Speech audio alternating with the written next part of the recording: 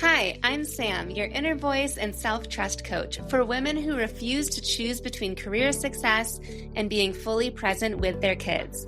This is Journal Entries, where we break free from self-sabotage, reconnect with our inner wisdom, and live truly fulfilled lives in both of our roles. Let's dive in. Hello. Welcome back to Journal Entries. This episode is going to be juicy, if you can tell by the title already. I just had this realization on the plane to Napa that I went to a couple weeks ago, or maybe it was a week ago now. But this realization made me question so many decisions that I've made the past 12 and a half years. And I thought these were all well-intentioned, and they were. I thought these were the quote-unquote right thing to do, but I realized that it had the opposite effect on me. If you are constantly exhausted despite doing everything right, or feeling like you're trying to do all of the right things, either for other people or even for yourself, like self-care stuff, and you're tired of being tired, this episode is for you and it will help you. Also, stay tuned in until the end because I'm going to share how this realization led to me creating something that could and will change your entire summer and just your day-to-day life and just feel better. Okay, so for my realization and Napa story, I was traveling to Napa with my sisters on a sister's trip, and while I was boarding the plane, I realized how this was the first trip, maybe ever in my adult years, that I was going to take pictures only for me. I was just kind of going through the upcoming trip and all of the places we were going to be visiting. And I realized that the photos I was going to be taking, I had no intention of posting them anywhere on social media, that I had no desire to share in my stories on Instagram or anything. And I even sent a message to my clients inside my Peace and Confidence Collective with some coaching that inspired me to reflect even more on this. And I told them that I've traveled a lot. The past 12 years, especially being part of Beachbody, I've traveled to like over 20 different states and countries. And with every trip, it was almost felt like a requirement to take pictures and to post them on social media. That whole intention was to kind of bring everybody along with me. And I was live in my stories, especially Instagram stories and Facebook stories. I was actively posting, documenting what I was doing, not to the minute, but it was pretty much to the minute. I realized that since I'm not really on social media right now, definitely not as active as before, any of these photos are purely for me. And I don't know, there was just no requirement behind it. And it was just so freeing in that nothing was going to be live streamed. It just felt like this trip was for me. It was so cool. And it just led to the question for my clients and now for you, have you ever been living for somebody else, taking pictures for somebody else? Have you ever been making decisions for somebody else? By the way, this realization is exactly why I created my Energized Summer Challenge, and it starts July 7th. This 4-week challenge is where we're reclaiming our energy so that we can finally stop running on empty and start having the stamina to fully enjoy our kids, enjoy what we do for work, and enjoy time to ourselves without guilt. Like, be present and fully show up and enjoy it. The deadline to enroll is July 4th. So click the link in the show notes ASAP if this sounds up your alley. There's only 8 spots left out of 12 total. There's already 4 amazing women in there. And again, enrollment closes Friday, but more on all of that, all of the details will be shared at the end of this episode. First, I want to share different examples of this so that you can spot this in your own life. So have you ever been making decisions or managing other people's emotions at work? What this might look like for you, as it did for me, is managing your team's emotions. For me, it was on these company trips. I was trying to make sure everybody felt included. Maybe for you, you're trying to do the same, but in team meetings, or making sure certain projects are given to certain people so that certain people feel a certain sort of way. What this does is exhausts you mentally and emotionally, maybe even physically, and it pulls you out of the present moment. I think the deeper layer here when I was journaling is, especially for me with my posting on social media, it's the desire to be followed by more people. And the root of that, of the dopamine hit of being followed and getting likes and follows and comments, is connection. And I think even the same thing in the office. If you're doing certain actions in the office, it's because you want your employees to like you. You want your coworkers to like you and to get along. But all of this is exhausting and for such little reward. There is no weight behind a like on social media. And there's very little weight behind being the person in the office to make sure everybody gets along. Maybe you're doing this in motherhood, like myself, raising my hand over here. I still deal with this, but even more so in the past when my son was younger. But I constantly was making decisions to keep my son happy and healthy, but it was so depleting because it wasn't really just happy and healthy. I was constantly anticipating his needs to avoid meltdowns, making sure there was water nearby, like little things. I was always trying to think ahead to avoid those meltdowns. Oh my gosh, like the food on his plate. He never wants to eat what I make him. So I'm always like having plan Bs and plan Cs. I would make plans that I think would make him happy, which I think is natural for a mom. We always want to make our kids happy and give them experiences, but we have to slow down and think, how much are we planning and at what expense? Would they be just as happy at home with us spending less time and less energy and less money at an event? Like maybe one playground a week instead of every day after school, or one bigger event like Dino Roar a month instead of every weekend. I actually was working from a coffee shop recently and overheard a mom say to her mom friend, my plan is to plan so many activities this summer so that my kids are so busy that they don't even ask for their tablets. So her goal was that it's less screen time. But to do that, she's planning so many activities so that her kids are so busy. Her voice literally raised an octave when she was saying this.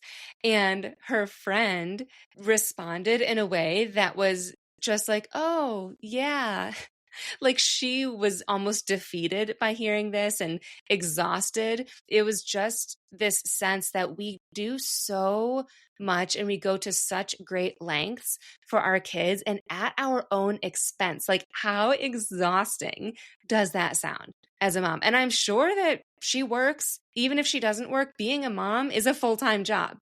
And we do all of these things, never checking in on ourselves, thinking that we have to do these things, thinking that this is a part of being a mom. The last example that I have is maybe managing your potential partner's stress, maybe about work or just something that is going on. So you might take on extra household tasks. That's what I felt like I used to do. Maybe you are the one that cooks all of the meals, even though you are so exhausted by the end of the day. Maybe you manage extended family dynamics. You take that on. Maybe during the holidays, it's especially, it's like a holiday weekend right now. So during the holidays, you offer to take the cousins on or bake more side dishes or whatnot, even when you really would rather not. The pattern is that we are so busy managing everyone else's emotional temperature, their emotions and how they are and how they might be, that we never tune into our own. We don't even take a second to think, what do I want? How do I actually feel about this? And we don't realize how tired we are, how short we are with our kids, how disconnected we are from our partner, but also with ourselves. And also, we don't realize how we haven't done anything for our own personal joy until we are totally burnt out from all of our responsibilities that we think we have to do all of these things. And it's true burnout. It's not just exhaustion. It's like the next layer. Why this is because we've been taught that our worth depends on everyone else being okay, especially those closest to us. From childhood, women learn, especially women, that being good, quote unquote good, means keeping everybody happy. Maybe you were the one in your family that you had to be the good girl, the good one, so that your parents never flipped out, or you were one less reason that your parents freaked out that day. Or maybe you were the middle kid like me. Granted, I am a twin, but I'm the older twin by 1 minute. So I like to think of myself as the middle sister. But, anyways, I was always the one that was kind of caught in the middle between my twin and my older sister. And so I felt like I truly was the one to be the peacekeeper of the family, the peacekeeper between my friends. And so we just become these emotional thermostats, constantly adjusting ourselves to regulate everyone else's moods, their temperature, if you want to think of it that way. And I want to say too that this is not conscious. It's not like when we're kids, we're like, how is this person feeling? Let me adjust myself. No, this is a survival programming that tells us if they're upset, I'm not safe and I need to do something to keep myself safe. So what that is I'm going to be funny, or I'm going to be quiet, or I'm going to perfect this. This is where self-sabotage starts to come into effect and start to solidify in our brains. If we don't bring awareness to this, this is where you'll find yourself in patterns that try to mask it, like overeating, overworking, overexercising. And it's all to hide the overwhelm that you feel from managing others' emotions and perceived expectations. This is kind of feeling like a lot. I'm almost feeling like a lot of you need to hear this right now, but it's a lot to take on our own responsibilities in life and to pile on top of that everybody else's, or at least their experiences, and to put that responsibility on us. And then on top of that, our self-sabotage fingerprint, which again is your unique way of sabotaging yourself that you picked up as a child, because everybody is different. Not everyone is the peacekeeper. You might be the perfectionist or the stickler or the restless. There's 10 different ones, but that exacerbates this unsafety, which forces you to continue this unhealthy habit or habits until you're completely burnt out and exhausted and have a mentee bee. Oh my gosh, I'm so glad I worked that word into this episode. I love that term, mentee bee, mental breakdown, for those of you who have also just learned that term like me. It's such a silly word for like a really challenging time. Anyways, I'm going to go one level deeper here, but this is the sort of stuff that inspired me to get a divorce because it's so powerful and so important. By continuing to operate in this way, not only does it feel uncomfortable, we know this, but you are also teaching your kids that their emotions are your responsibility. And they're learning that love means that someone manages your feelings, not to work through their own feelings, or that others should manage their own feelings. I actually have an affirmation board. I've probably mentioned this, but that was a huge lesson that I worked through on my own after my divorce on the affirmation board. And it says, my emotions are separate from others. They are capable of having and managing their own, as am I.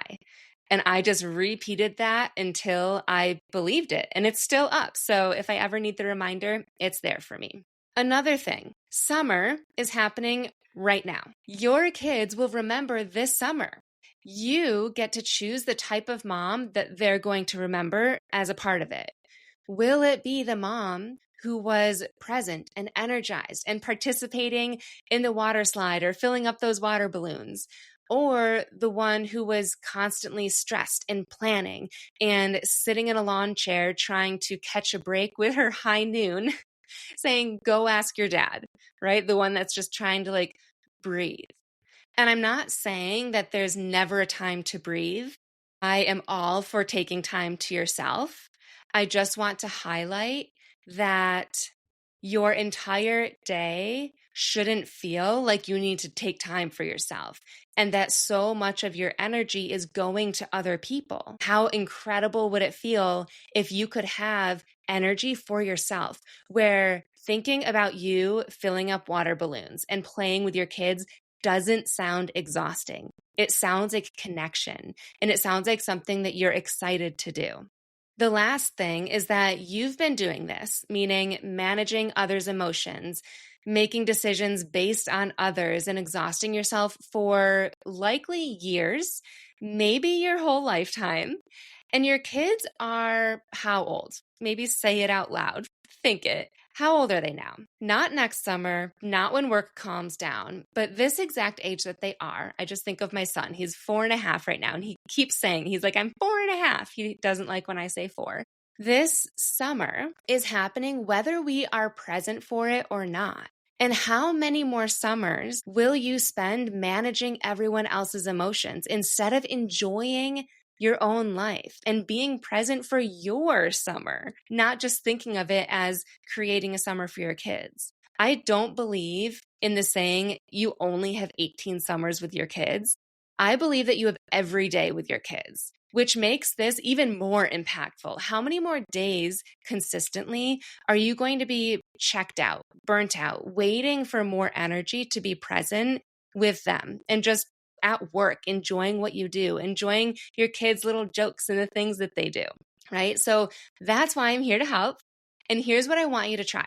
For the next 24 hours only, before you jump in to fix or prepare for somebody's mood or even plan an activity, pause and ask yourself, is this mine to carry? Am I doing this for this person because I feel like I should, I'm afraid if I don't, or I genuinely want to? Just notice how often you're about to take on emotional labor that isn't yours. The Energized Summer Challenge that I mentioned earlier is about learning to choose what energizes you without constantly worrying about everyone else's reaction to your choices. Yes, we were taught that our worth depends on everyone else being okay, but what that also means is that when others aren't okay, we should feel guilty if we're not fixing it, and that it's our job to do it. That's why guilt runs so deep, especially in moms. That's why mom guilt is something that we have to work through. So in my challenge, you'll learn exactly how to catch yourself mid-emotional management and choose differently with daily permission slips. You'll learn to choose what energizes you without constantly worrying or feeling guilty about everyone's reaction to your choices. And instead of prioritizing yourself, being this vague concept that you know you should do. We're all told this, like prioritize yourself, bump yourself up on your to-do list. You'll know the exact micro choices that you can make in any given moment in under 30 seconds. By the end of July, when your kid has a meltdown, you will be able to stay calm and present instead of frantically trying to fix their feelings. When your partner comes home stressed, you'll offer support without absorbing their energy. Imagine how freeing and light that will feel. You'll wake up inspired by your own life instead of waiting for the next promotion or vacation to feel good. You'll realize that you don't need more time, more coffee, or even a break. Some of you are thinking, yes, I do. But what you actually need is to have more energy for the time that you do have. Through this challenge, your kids will witness a mom who chooses herself, and they'll learn that that's normal and healthy. They will see this energized version of you and get to enjoy her, not the depleted version of you.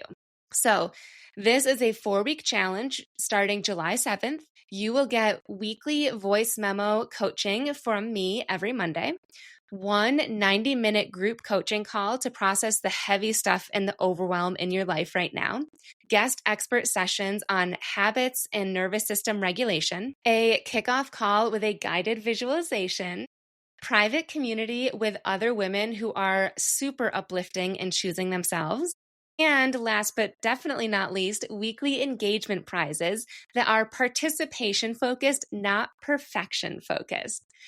A special bonus that I wanted to give you as my podcast family is a few extra days, since I know so many of you listen while traveling and this is a holiday weekend. So I'm extending enrollment through Friday, July 4th as a special thank you for listening.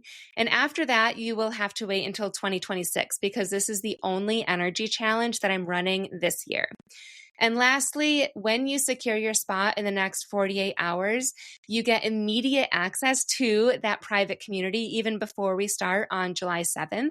This is where you will get access to chat with the other women and daily permission slip, inspiration, and connection with women who are just done waiting for someday to have the energy to participate in life versus crash on the couch at the end of the day. If you're listening and you're thinking, OMG, this is exactly what I need, but I just don't have time for another thing, especially this summer, that's exactly why you need this. This isn't about adding one more thing to your plate. It's not. It's about finally making choices that give you energy instead of drain it. Your to-do list won't change within this challenge, but your to-do list will feel lighter. I promise you, you will finally understand the difference between being busy and checking those things off your to-do list and being energized throughout your day-to-day activities. So if you are ready to stop managing everyone else's emotions and start choosing what energizes you without guilt or changing that to-do list of yours, hop on in. I would love to have you in there. There are only 8 spots left out of 12 total. Like I said, there are already 4 amazing women inside the private community, and you will get access right away when you secure your spot in the next 48 hours. So click the link in the show notes or go directly to www.samanthapenkoff.com/energized-summer. That's www.samanthapenkoff.com/energized-summer. Thank you guys so much for listening today. I love this topic because this topic about managing everybody else's emotions is so heavy and so meaningful. And when you focus on this one topic, it can be truly life-changing. It can turn everything around. So I hope that you got a lot from this episode. I hope to see you inside the challenge, and I will see you next week.